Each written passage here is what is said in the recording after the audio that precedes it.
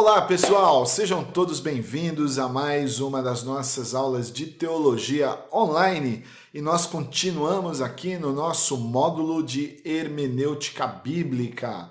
Eu sei que você está vendo vários assuntos relacionados com hermenêutica bíblica. Essa é uma matéria muito ampla, uma matéria onde você pode com toda certeza ampliar ainda mais os estudos que estão sendo oferecidos aqui através do site, adquirindo livros, apostilas, enfim, não só o material disponível que você tem aqui, mas comprando também material relacionado à pregação bíblica, relacionado a tantas outras coisas interessantes. Bom, e hoje eu queria falar sobre uma curiosidade, aliás, várias curiosidades bíblicas. Eu vou fazer a citação dos textos.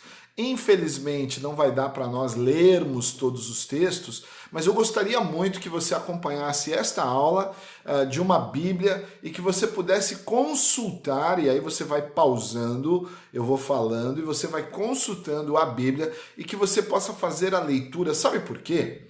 Porque um dos questionamentos que muitos ateus fazem, muitas pessoas comentam, inclusive, sobre isso, é o fato de que a Bíblia contém erros. E o que nós vamos ver aqui é que a Bíblia não contém erros. O que a Bíblia contém são inexatidões na informação do escriba e que, na verdade, a Bíblia ela não se propõe, nunca se propôs a ser um livro de ciência exata. Então, a informação ela é passada, é a mesma informação, mas ela contém diferentes aspectos nessa informação. Agora, é curioso você conhecer para você, de repente, amanhã não ser vítima de uma pegadinha de alguém que pode sugerir que há um erro, que há uma confusão ali no texto bíblico. Então eu vou citar para vocês, eu tenho aqui, olha, muita coisa bacana, interessante que você não vai achar na internet, você dificilmente vai achar, você só vai achar isso aqui em boas enciclopédias bíblicas. Então, eu queria mostrar para você que a Bíblia ela é inspirada por Deus, como diz aí o texto bíblico de 2 Timóteo capítulo 3, versículo 16. A Bíblia, toda a Escritura, na verdade, ela é inspirada por Deus, mas em alguns trechos, essa inspiração ela é negada. Então você vai lá visitar esse texto em 1 Coríntios, 1 Coríntios, capítulo 7, versículos 6, 5 e 12, e 2 Coríntios, capítulo 11, versículo 17. Você vai ver que Paulo vai dizer que alguns trechos não é uma realidade bíblica, mas é a realidade do próprio autor. É a inspiração de quem está escrevendo. E ele mesmo salienta isso. Outra curiosidade bíblica. Muito se fala sobre os gigantes na Bíblia, né? A gente tem até uma história famosa entre Davi e Golias, o gigante Golias. Porém, os gigantes eles existem muito antes da inundação.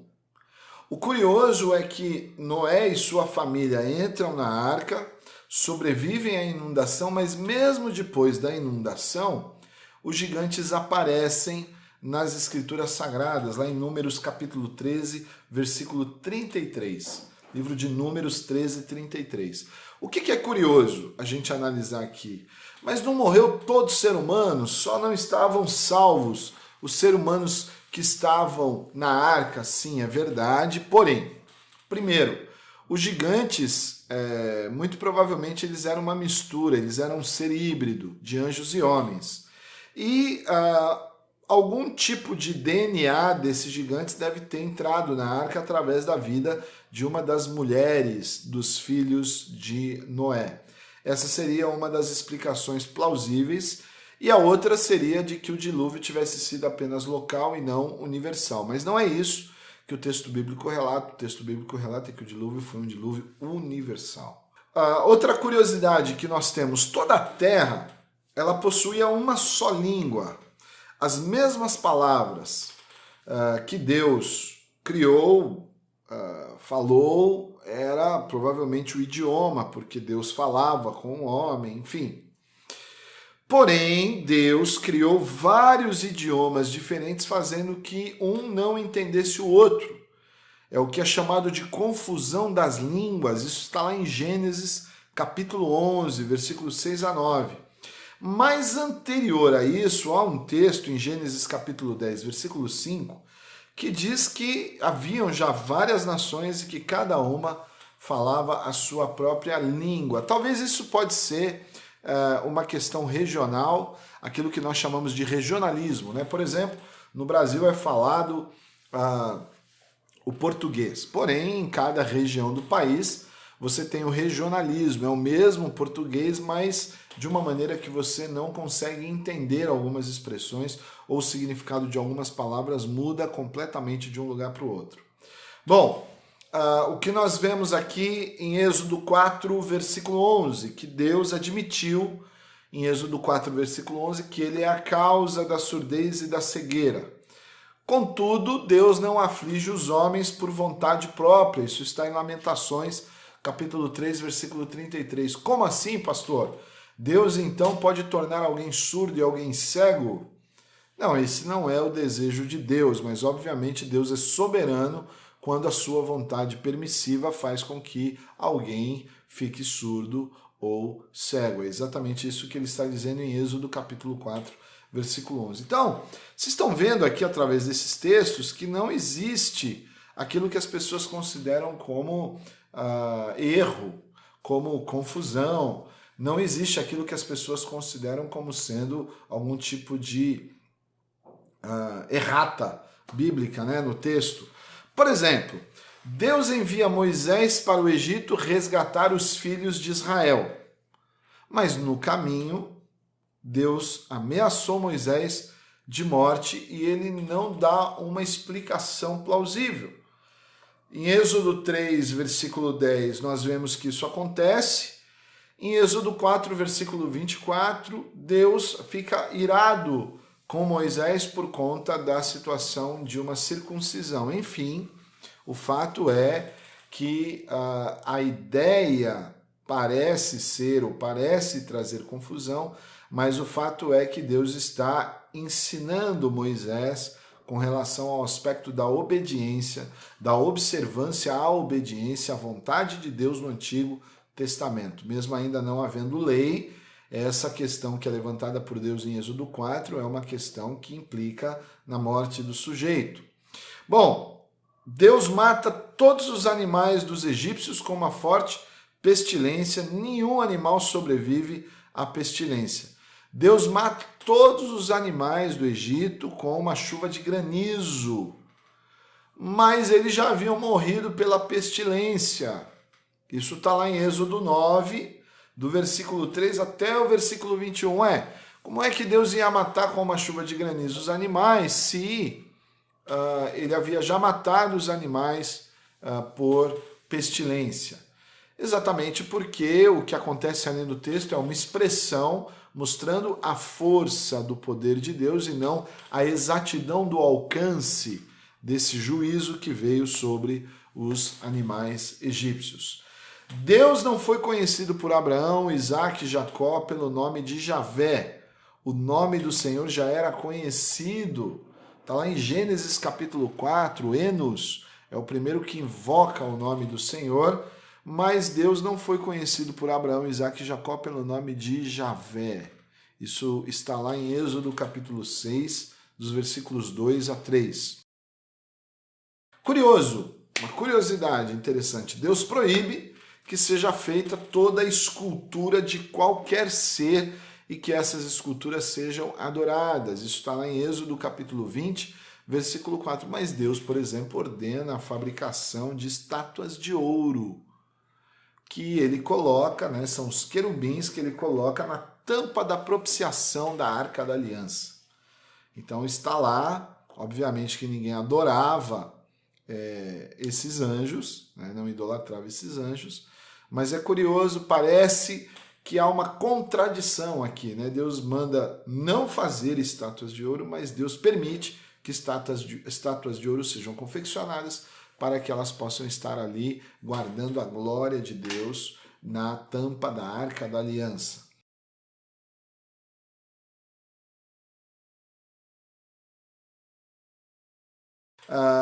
Proibição de roubo, isso é claro, está lá no Decálogo, nos 10 mandamentos, Êxodo 20.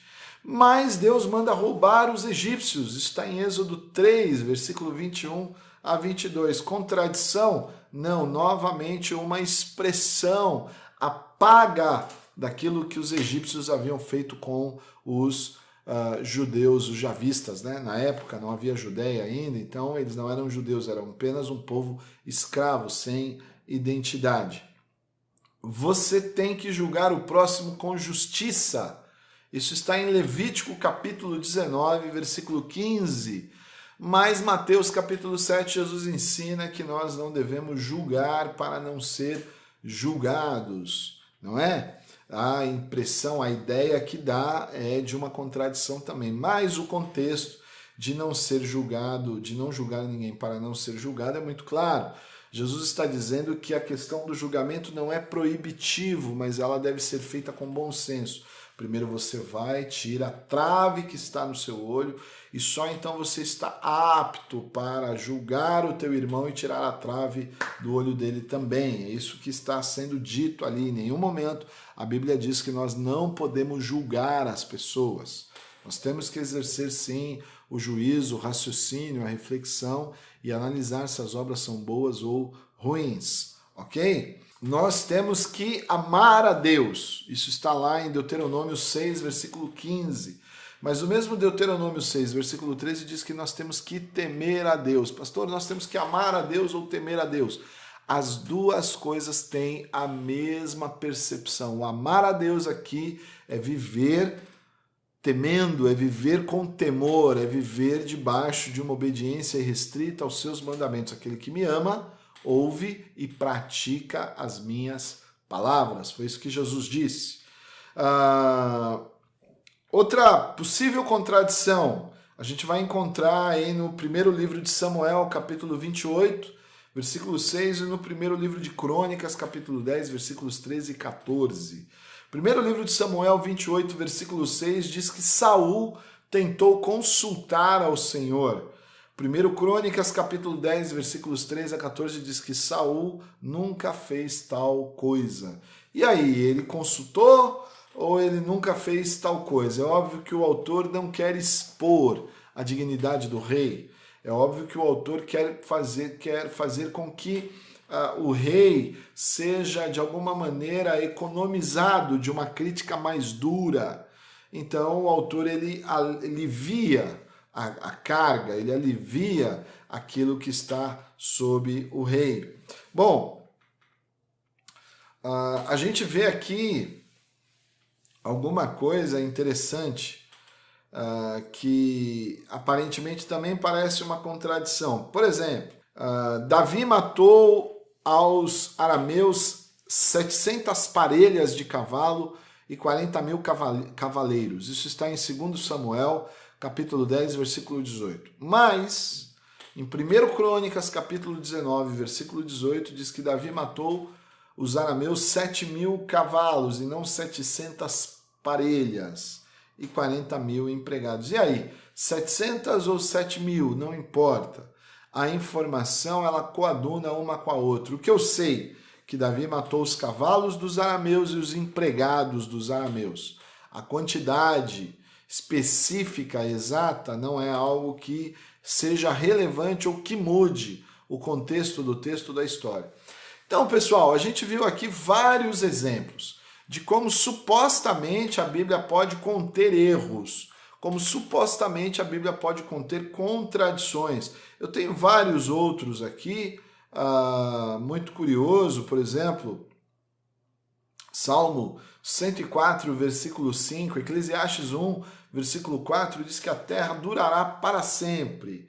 Mas 2 Pedro, capítulo 3, versículo 10, e Hebreus, capítulo 1, de 10 a 11, diz que a terra perecerá. Esse mundo sobre o qual conhecemos, ele desaparecerá, novos céus e nova terra será feita. Né? Isso é muito curioso. Uma outra possível contradição, Jesus, filho de José, que lá em Mateus capítulo 1, versículo 16, diz que foi filho de Jacó. Já em Lucas capítulo 3, versículo 23, os dois textos, tanto Mateus 1 quanto Lucas 3, falam da genealogia de Jesus. Mateus diz que Jesus é filho de José, que foi filho de Jacó. Em Lucas diz que Jesus foi filho de José, que foi filho de Eli. Né? É uma contradição? Há um erro aí? Não, nenhum erro. Talvez Lucas tenha contado uma outra geração, e não necessariamente a geração exata de Jacó, talvez anterior, talvez o pai de Jacó e Eli. Por que eu estou dizendo isso? Porque o importante é o que está posto no texto. Jesus é filho de José. Os dois estão dizendo isso. Se a genealogia está exata, isso não é um problema.